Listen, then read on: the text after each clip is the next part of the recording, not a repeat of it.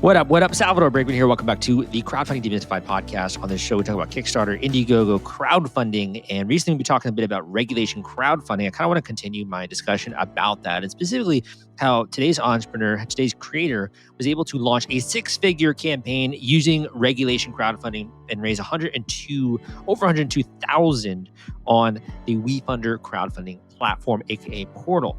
So specifically 162, 580, they were able to raise. And this is basically to produce state-of-the-art food tech, producing nutritious, upcycled ingredients at scale.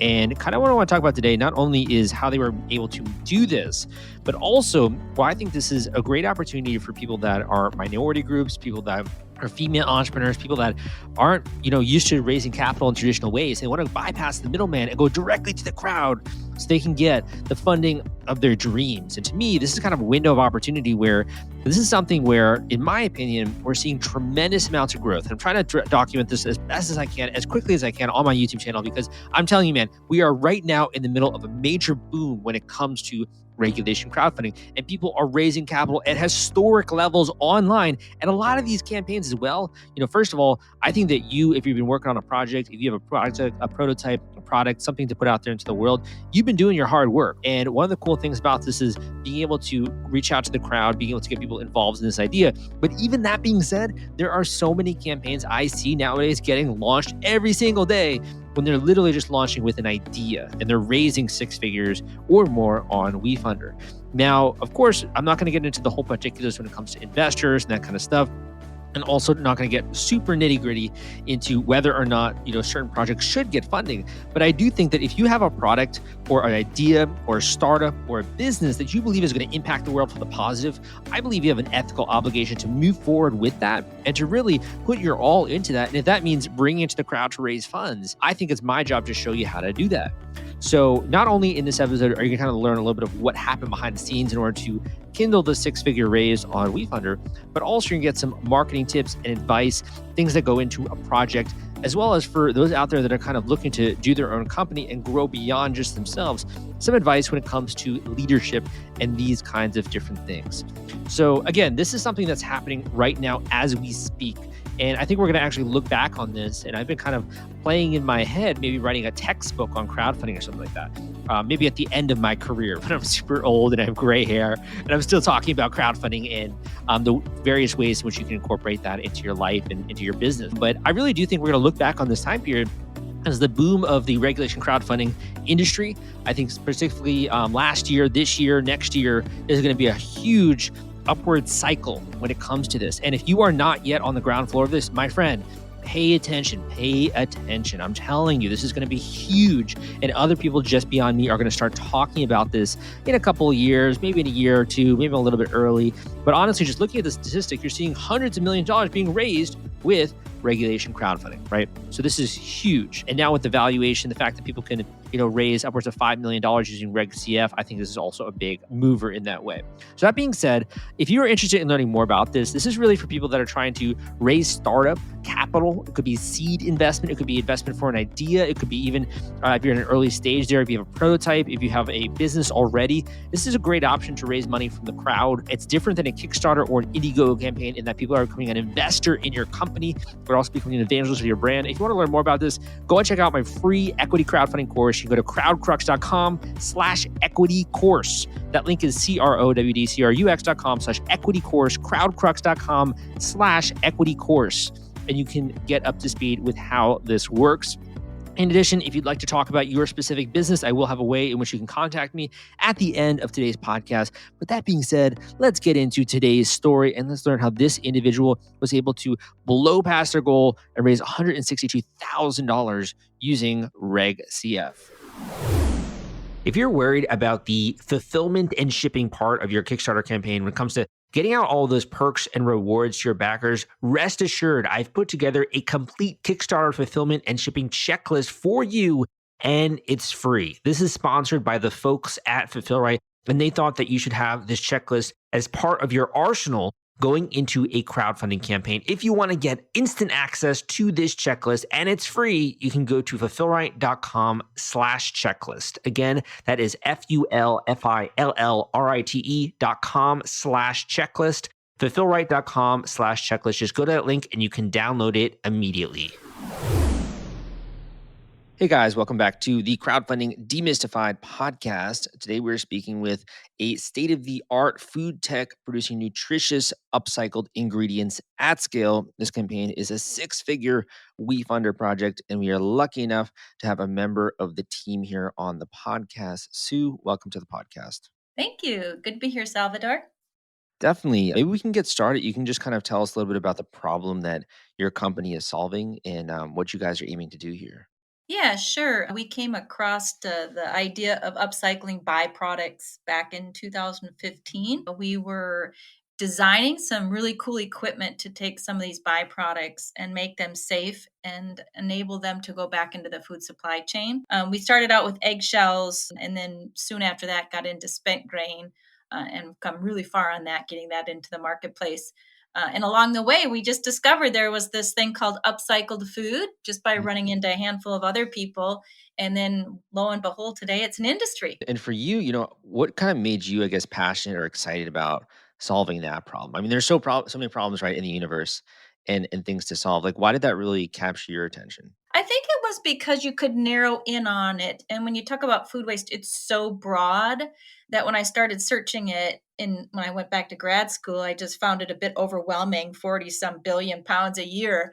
And as an entrepreneur, you're like, that's kind of big. How can I get Yeah. something, my arms around some of that? And of course, we know what food waste does in all kinds of aspects, from not using it to feed people and into environmental greenhouse gases and things that cause climate change. So I really wanted to land in a narrow aspect of that I knew I could make a difference in.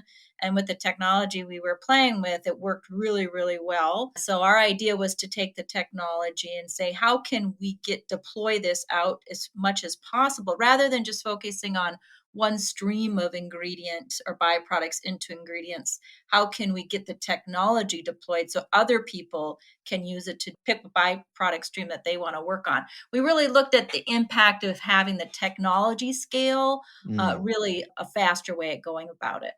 And what do you think that would enable other companies to do, or how would that make a positive impact on the planet if we could kind of get more people using this technology? Why do you think that would make a big impact? Yeah, when I looked into it, where I'm coming from, Minnesota, up in the Midwest, Midwest, and we are always looking at, large scale agricultural opportunities and challenges. So it wasn't long before I looked at some of these streams and really, Salvador, it's tons a day. So if Mm. you want to look at eggshell recovery from liquid egg plants, most of those plants are teetering around 15 to 20 tons a day. That is their problem, and that problem is severe. It ends up causing a lot of problems in our environment. So you can't take a problem like that and go, okay, I'll just take a little bit of it and put calcium into food products. You have to really look at the whole problem. They don't want a partial solution, they want an entire solution. So technology had to be part of that. Now, of course, the other problem with that is once you upcycle, that's a lot of ingredients. And clearly, you have to work on demand for those ingredients at the same time because you don't want to do all that work and then can't get it back into the market through demand. So, we looked at both sides of those, both on the supply side of those, byproducts that normally go to waste, and then the demand side on the food producers who would take those ingredients and put them into food products. So, really, Net Zero Mm. has to look at both sides in order to really make an impact. Very cool. And just to give the listeners a perspective, I mean, this is a $46 billion industry. This is huge, right? So when it comes to you, I mean, you obviously have this huge vision, right? In terms of like being an entrepreneur, how did you really go from that to beginning to have a team and really putting something out there? Were you just kind of, friends and people who you knew, colleagues became a part of your team? Did you seek out people? How did you really recruit those people as a leader? When you look at something as big as food waste, you really have to seek out people and you really have to be open to collaborating because it's so big. The bigger the problem, the more people that have to fix it. So I knew that going into it. And I'm really fortunate in Minnesota, coming out of the university, it's really easy to get plugged into any kind of agricultural byproduct utilization, any food science, any technology innovation through the universities. So immediately following, my graduation, and then I launched the company out of the university, and they gave me my first round. That's not unusual up here, land grant institution and other universities close by to help in various aspects of it. So I really do think that doing it in Minnesota originally was where I needed to be. Now, of course, upcycling itself now is a global opportunity, but it didn't take long before I realized I had to venture out into the country, East and West Coast. You're talking CPG products and brands. So I started, peddling the idea of the technology having to help them scale really right away in 2017 and 18. And that's when I ran into a core group of CPG brands that were focused on the upcycled products and ingredients. And then we formed the trade association, which has just really been a lot of support. Really talk about getting all kinds of spokes involved. Yeah, for The sure, trade for sure. association really is accomplishing that. Have you always wanted to be a business owner? For you, is it about like the building a business is about making meaning? Like for you, going an entrepreneurial path is so different, right? Than a normal kind of corporate life. What made you decide to kind of make that journey? Well, I tried corporate life for 8 years. It didn't work very well. And of course, I'm in the late 50s, so I've been around for a while. So I knew, really quickly after my undergrad early on that, corporate life wasn't for me. I think you have to have a part of an insanity clip in the brain to do this. But I've always been an entrepreneur. I've started all kinds of companies, mainly in real estate, but I've done everything in real estate you can possibly imagine.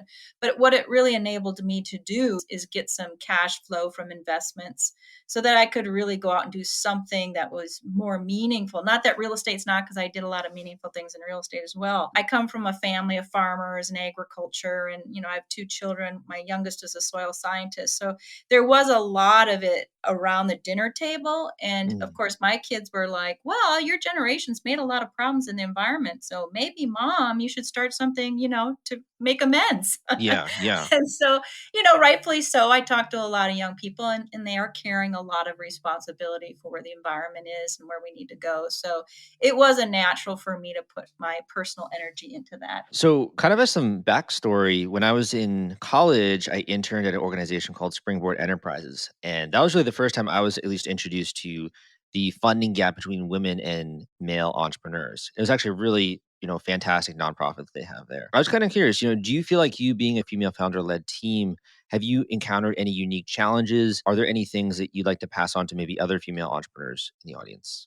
Yeah, that's been a personal journey that has been quite more challenging than I suspected ever. And, coming from real estate, it's also male dominated to the areas that I was in, but you could still make your own way. As far as getting money, you proposed a project that had collateral, i.e., real estate, to a bank, and they gave you the loan. You really, yeah, there was clubs that you should be part of, Yeah. literally. But, at the end of the day, I still was able to get somewhere with getting funding through debt and banks. When I hit this company and being in the food industry, it broke my heart. I didn't think it would be this hard. And again, I've been around the block, and I know a lot of the people that do fund, various enterprises. And I thought that it would be easier than it is. At the end of the day, I was still looked at because I am a female. So no Mm. matter what I would try to do and who I try to talk to and the people I know, they still see me and I'm female. So it really has been an eye opener. And also with people of color now, I have a whole different level of appreciation. I knew that existed too, but until you see the stats and you experience it, it's quite. It's staggering. Yeah, it's huge, and it's a massive issue that should be talked about more. And like I said, I intern at that one organization, and that's our whole purpose, right? Is to just level the funding gap there, and particularly when people funding the deals, aren't always aware of that as well. So one of the cool things though is like Reg CF, right? And Mhm. WeFunder, the fact you can go direct to the crowd. So when did you really begin to think of making this more of like a public raise and bringing this out there to the masses in that way? I was watching a couple of friends of mine who have companies in the food space did it. And, year and a half ago, and it was before you had the SPV, the special purpose vehicle. So the idea of having, 100 people on my cap table, that was not what I wanted Crazy, to crazy do. madness. No, not going to do that. But I was watching, and they were having success. And so, and success meant getting the name awareness, what you're doing out there. That's what I was interested in. I come from a marketing world. So I thought that was genius to do it that way.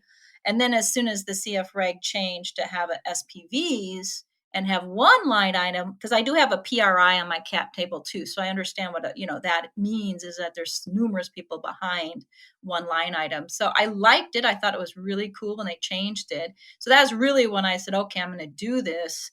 But I had to, of course, fit that into my overall funding strategy and marketing strategy, and then technology, because we were filing for IP and stuff. So you had to kind of coordinate all of that to land on the right timing. And just to kind of go here, you've had a lot of people who have supported it. So people say, Michael here says, we believe in your approach to sustainable, reusable food. Kevin here says, I wholeheartedly believe in the mission, the vision. You have other people here saying that you demonstrate innovation and creativity. So it sounds like you've definitely tapped into something. A lot of people have come out and really sung your praises here. Yeah. Yeah. And it's a hard vision to get your, arms around. So this was the success of that, to have people be that specific in their feedback. I actually didn't think they would get that clear of a vision out of it, because it's hard, like byproducts and then food producers, and then you have this technology doing this stuff in the middle, and, collaborating, engaging, most people start to go, whoa, that's way Yeah, over my big. head. But I think the videos, the team did a really good job on really some good graphics. We did pitch it to certain groups on purpose that do know us. So we went into this knowing we would have to carry the weight, and WeFunder might come in at the end or help here and there, but we knew most of it would be on us. One of the things that I saw that you were talking about in our pre-interview was when it comes to the benefits of this being beyond financial. And I was kind of curious what you meant by that, because we talk so much on about finances on this show. Like, what did you mean by some of those benefits being beyond financial with doing a campaign? Yeah, well, first off, I wanted to expose females to it, and for the reasons we've already kind of discussed. So the first at the launch, my primary lead investor is a woman, and her and I talked about it for several months beforehand. And our goal was the early bird was going to be mostly female investors, and we accomplished that. And it didn't matter about the size of the investment; it was really exposing women to the idea that they have power with their pocketbook, that they can use a CF, and they can go on these various platforms, and they can, start to learn about different startups and what they're interested in. So that really was beyond just, doing it ourselves for net zero. So we accomplished that. And also, I have a feeling you're like me. I like to disrupt stuff. And I'm Mm, so tired of, the same old traditional way. And, obviously that's leaving a lot of people out. And quite frankly, it's leaving a lot of solutions out. Because once I dabbled and got into this world, there's a lot of technology. It is being supported by the same old people. So they're not seeing the wide breadth of solutions available. And I shake my head every day, because I go, oh my God, we could solve all kinds of these problems if people would just look past gender and mm. color, because they're there. We're there. We're Yeah, for doing stuff. sure. So it's almost like it was an excuse, or it enabled you to get other people involved, right? That you might want to get into the movement regardless, right? Yes, and I believe that's true, because I have so many people coming up to me and going, "Wow, first of all, I had no idea that it was that hard, for the reasons you talk about, and then also that I could actually like invest in a startup." And that Yeah, just really cool. makes me smile. Did you have to do any kind of education in that way? Like, were people even aware that this was a thing, or was it just like, wow, I didn't even know that this, existed? Yeah, we did for the female, for the early bird, we did a webinar, and we got Okay. a bunch of females, and some with experience in finance, some with experience in investing themselves. So, and then we just literally had a topics, and we discussed them, and even to budgeting to invest, right? Like I feel like sometimes females take a back seat to, if they're in a partnership relationship, to actually, looking at their own budget and investing in their futures for retirement. So we had that discussion, right? And so what does it mean to save some money and put some aside? And then what does it mean to be diversified in your investment techniques? That Hmm. was really fun, because I come from a background, I had a securities license early on in life. So, and all I really wanted to do is have them talk. We actually ended up the webinar saying, go to happy hour with 4 of your friends and have this conversation, right? So that that can get out there so people can start dabbling. Because, to be quite honest, you can take, $1,000 and go onto one of these platforms and invest in 2 or 3 or 4, right? Yeah, So yeah. why not? It's fun. Yeah, and I think also having your investments aligned with values that you have, so important, right? Right. And who knew that we could actually have control over that one day, right? Yeah, yeah. Something that for so many years, was just illegal and you weren't able to participate in unless you were a super high net worth individual, right? That kind of Right. luxury. So one of the other questions I had for you here is, so you decide to do the WeFunder, right? That's a huge decision. What was it like kind of getting other people on board with going this whole Reg CF route? Well, that was honestly in the 6 years I've been working with on net zero now, that was probably the hardest, most challenging period, is because I had these groups of advisors and they're on the older side and more traditional. But they kept telling me when this stuff came out, yeah, you'd be perfect for it. Net zero is really cool. Like people get their arms around it and you're good at marketing and your team's really good with that. So you should do that.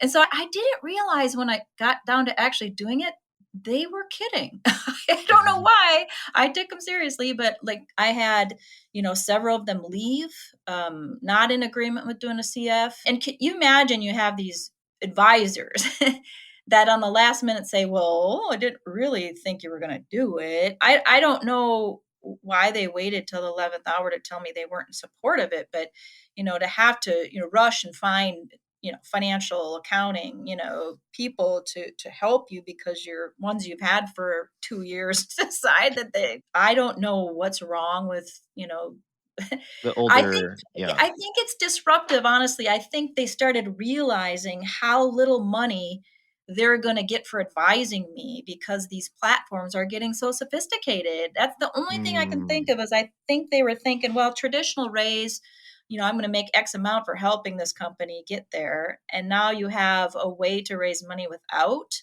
all of Yeah. that support and those checks going out to do that work. Yeah, it's almost like you're going past the middleman and all those kinda other people who put their fingers in the pie a little bit, right? I think so.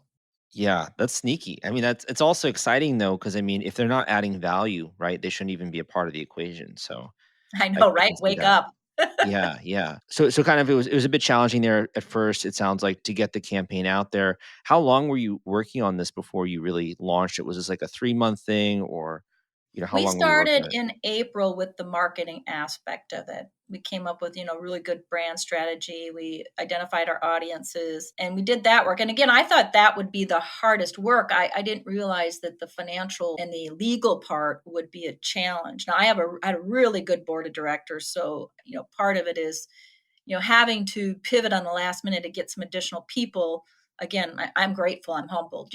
We could Mhm. do that because of my board. But at the end of the day, that wasn't what I was expecting to be hard. The Yeah. marketing, I get it. That's hard. It usually always is. So we put a lot of effort into. So when it comes to this process, if you had someone in the audience who was thinking about doing a campaign like this, would you give them any tips or any advice you would pass on if they're want to do a campaign? They see how much you're doing great, right? Do you have any tips or advice you would pass on to them? Yeah, I would definitely on the financial side for advising, legal side for advising, really pick folks that have done CF. Having them just say, "Yeah, I'll help you." Honestly, that's not enough. You actually have to pick people now at this point that really have done them before. And marketing too. Like I had a really hard time finding marketing people that have done a CF, right? Like that's just now there are more. I mean, since I did it, there are more and more coming out that actually have experience now. So I would definitely pick people who have direct experience at this point.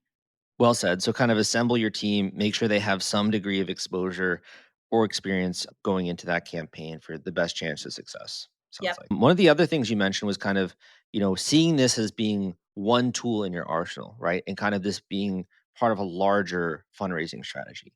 What did Mhm. you mean by that exactly? Mhm. So, we have a strategy for raising money. We're capital intensive because of equipment, right? So it's this was not our only raise.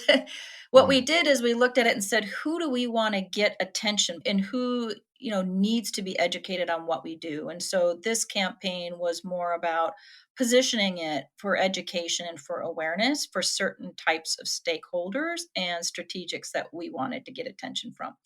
So those were our audiences, right? I mean, our Yeah. audience is obviously normal people who like to invest. So we had to do that too. But we really, and we did it because people have reached out to me. As soon as that launched, within a week or two, I was getting calls from large companies that should be on the radar for upcycled food ingredients, right? And other types of impact funds, that were Yeah. waiting to see it all in, one nice platform. WeFunder. That's the thing, is they can go on and they can find all the information in one spot. It really does work.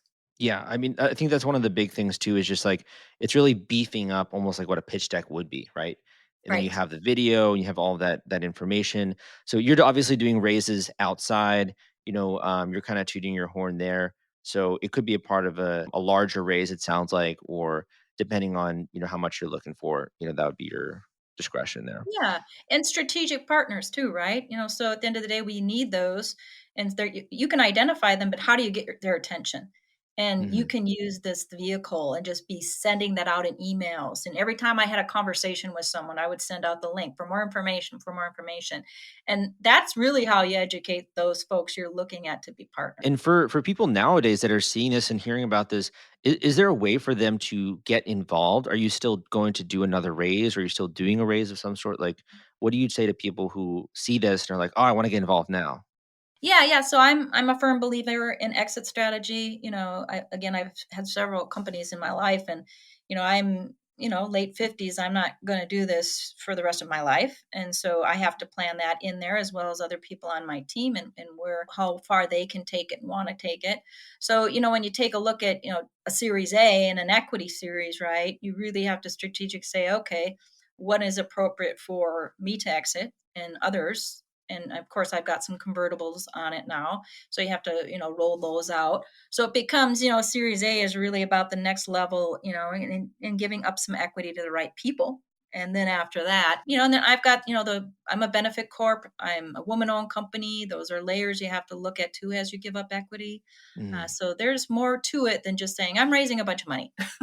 For sure. So just to kind of go back to, your original experience, which is right, real estate, and you've also built some other businesses you mentioned. How would you say, doing a startup is different from some of your previous experience here? Do you have any lessons or things you'd like to pass on there?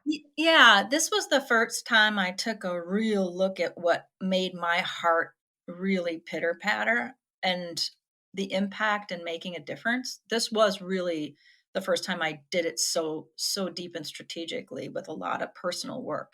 And so, yes, it's a lot of work. It is starting any kind of business, but when you can have it give you the rewards of it being something that you can really make a difference in a short period of time, that's worth everything to me. And it puts you on a different path too, because it's like, wow, I can really do this. I can make a difference. I can not only just start a company, build a team, and get other people really motivated and encouraged about making a difference themselves.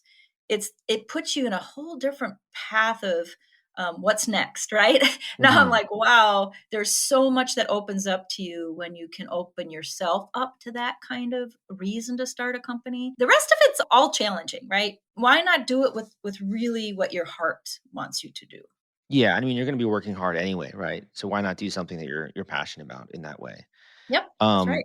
So I think you said, you started to think about this idea around 2017 or thereabouts, if I got Mhm. that right. Since then, what would you say is the proudest moment that you've had so far on the journey here? As you've been going out there, you've been convincing people, you've been trying to get this more technology involved more, you've been making more partnerships, you just did a public raise, right? You're going into the Series A soon. What would you say is the most, proud moment you've had so far? Well, I've got a personal and a business one. I'll go with the business one first.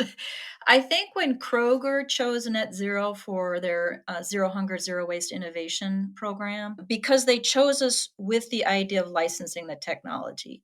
And up until that point, it really had been, oh, look at it can make some upcycled ingredients and sell some of these things wholesale, which is all great. Nothing wrong with that.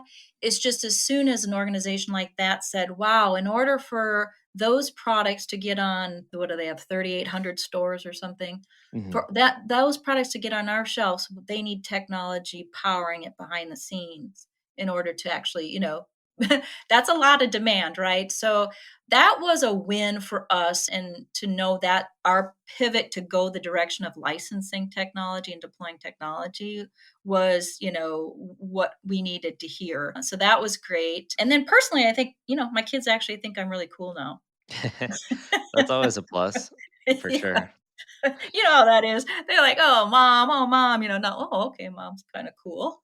Yeah, and I think that's awesome, and also the fact that they can see you're doing something really big and publicly, right, and using social media. Those are all massive challenges, and I think the fact you're doing that probably makes them really proud. I would assume. Yeah, exactly. Because when you're a little older, that social media. Okay, they want me to do TikTok for this WeFunder campaign.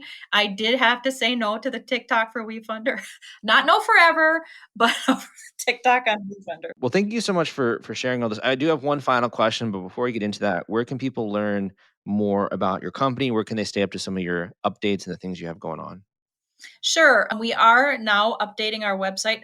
Within a month, it's going to be more B2B now that we're really rolling out and commercializing the technology. But they can go there and they can get on our Instagram, they can get on Facebook, they can get on Twitter, not TikTok yet, but it's NETZRO, netzro.us. And they can find out anything they want from there. Awesome. And my final question for you is if you could speak directly to the listeners, and we can end on this note. It could be either a final tip about the Reg CF process, it could be a word of encouragement, it could be something that you wish you knew when you're just getting started, anything along those lines, and we can end on that note.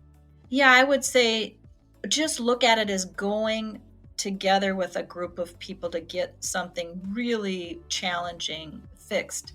There are so many people out there that want to make a difference, especially when it comes to the environment and climate change, that it really isn't hard to find that group, that ecosystem to get the job done. And by the way, it is a lot of fun. I am having the most fun I've ever had in my career because of all the people I've met in the upcycling ecosystem. It's just been a great adventure for me.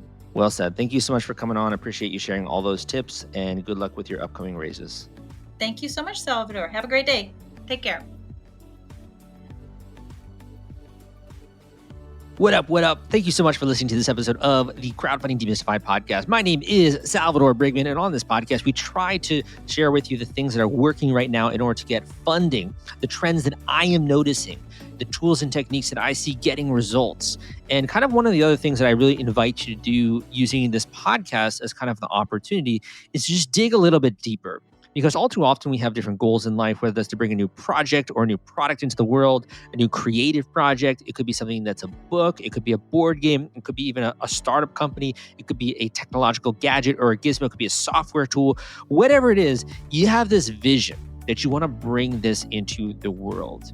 And I really want to ask you a question because, in my opinion, well, one of the things that I love doing is my coaching, right? I love coaching clients. I love coaching students. And unfortunately, my plate is getting super busy and super packed and filled, right? With working with other people's projects as well. But coaching is one of the things that I always try to do to make time for students beyond just books and courses and podcasts and YouTube channels and like all that kind of stuff. So one of the things I like to ask on my coaching sessions is, if you were to really consider this goal of what will happen, what you're trying to have happen, what are really the costs of not taking action?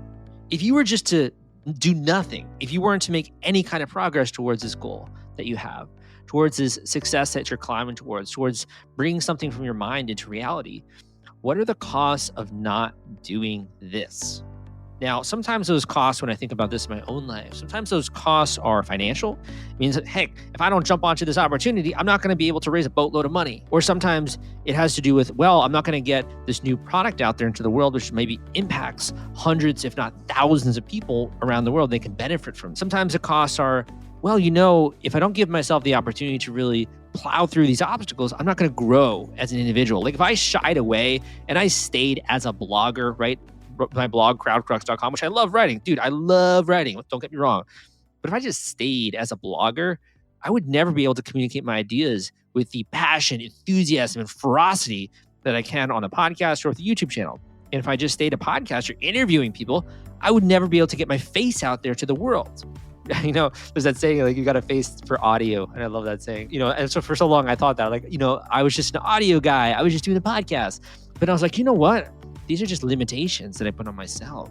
And when I really confronted that and I really pushed through that, I was able to launch a YouTube channel to get now thousands of people following me online. And people saying they love my work. And now it's one of the major ways, right, that people stumble across Salvador Briggman, stumble across my work. So the costs of not doing this, in my opinion, are all these positive little events that can happen in your life. But in addition, if you do nothing, if you don't do anything, if you don't take action, you're never going to grow. And you're never going to push through those barriers. You're never going to become stronger. You're never going to have that commitment, that solidity of commitment, that when you commit to something, that no matter what crops up, even if you feel nervous, even if you feel anxiety, even if you feel uncertain, hesitant, whatever it is, you're going to push through it and you're going to reach for the goal. That's what champions do, my friends, is they wake up every day and they train. They listen to a little bit. If you're training for the Olympics, right? If you're an athlete, you're going to go to practice. You're going to train. You're going to watch tapes. And that's what you're doing right now. You're in your training session with me, right? You're downloading information to your head. You're learning about new things, new concepts, new ways of raising money from the crowd. This is the training, the boot camp session that you are in. But that's obviously not enough, because you got to take action towards your goals. And if you don't, you're not going to grow. You're not going to become stronger. You're not going to be able to achieve. You're not going to be able to hit those milestones. You're not going to be able to bring something new into the world. And if you succumb to all of those fears, all of those emotions, all of those things that are holding you back, my friend, then you're never going to be able to make progress, tell a positive story, and even just like to your kids, right? Really be able to tell them that the things that you dream are actually possible, really go deep there. So my one question for you today that I'd like you to take away from today's podcast is, what one small step can you take right now? That's all I'm asking. What's one little tiny step? What's one little step that you could take to put your toe in the water, right? What's the one step that you could take to move your vision forward, to move this project forward, to advance, to overcome? What's one small step that you could take? And I want you right now to commit this next upcoming week, commit to making a small step towards that vision. Even if it's just, I want to learn a little bit more. I want to read a bit more, right? I want to download some more information in my head. Maybe I need to get more knowledge. Maybe I need to get smarter about this whole process. Or maybe it's, hey, I got to call up that supplier. Hey, I got to call up that manufacturer. Hey, I got to, have a board meeting. I need to get people together. I need to consider raising money. I need to put together a business plan, or I need to put together some slides, or I need to learn more about this, learn more about that. Do one small thing this upcoming week. And if you do that, man, pat yourself on the back, because you're just going to add a couple more of those and you're be towards your goal before you know it. So that being said, a lot of the things that I've done over my course of my lifetime up until this point, and obviously a pretty young guy, but I've been really made a career out of teaching and codifying and learning and putting into formulas very difficult to understand processes. So I started that obviously with the Kickstarter launch formula, which I pioneered and I wrote, which really formed the entire bedrock of the foundation for this industry. And now it's a formula, right? In order to launch a campaign, either to do even a WeFunder equity crowdfunding campaign, I wrote Equity Crowdfunding Explained. I'm really trying to share with you the exact tactics and teachings, know-how, step-by-step process. And that's one of the biggest reasons why people will book coaching calls with me. Literally, repeatedly, time after time, multiple calls. And they'll be like, Sal, how do we continue this coaching? I love this. The other reason why people book calls, and I believe this to be true just because I've seen it happen so many times, is that there's something that's holding them back from success. There's something that's really in the way of them charging forward. And I don't know why, I don't know what it is. I obviously have coaches in my own life that help me out. And I think this could be just partially, it's nice to have a third party perspective. But all of a sudden, when you get around other people that are passionate, that are motivated, that are excited, that are taking action every day, it kind of rubs off on you a little bit. You know what I mean? It kind of rubs off on you. I think that's kind of another reason why people book calls is that the relationship that we have as a coach and a client, or as a student and a teacher, or as a guide, whoever you want to call it, it really enables you to perform at the highest possible level because someone else is holding you to that standard. Someone else is pushing you. Someone else knows what you're capable of. And they're really encouraging you to push through those barriers, those limitations, those limiting beliefs, all those things that hold us back. And that's what I like to provide on these coaching sessions. So if you want to talk more about this from a strategic, tactical, tools-based framework, this is a great reason to book a coaching session. If you want to talk about this more from a emotional, from a understanding what I need to plow past, how do I do that? I don't know what I don't know kind of framework, and you just want a little bit of a guide, a little bit more clarity, that's also a great reason to book a coaching call. Do coaching calls with Kickstarter, Indiegogo, regulation crowdfunding. We talk about nonprofit fundraisers all the time, talk with people that are running charity campaigns. And I've really designed a process that works across the board. And we do tailor this as well on the call. It's not like every single call is the same. I'm literally tailoring my advice to every single student that I have. So if this sounds something that's interesting to you, you should book a one-on-one coaching call. This is an intensive hour-long coaching call where you go super in depth into your project. If you want to learn more about that, all you got to do is go to the link I'm about to mention and you can book your one-on-one call ASAP. That link is crowdcrux.com/coaching. Again, that link is crowdcrux.com/coaching, crowdcrux.com/coaching. Hope to see you there. Would love to talk to you. And also, if you enjoyed this podcast, give me a rating and review, please. Give me a thumbs up if you're listening to this on YouTube. Let me know that you got some value out of this. It just really fills me with so much pizzazz, so much energy when I see that, and it makes me want to put out more cool stuff. Hope you have a great week, and I'll see you next time.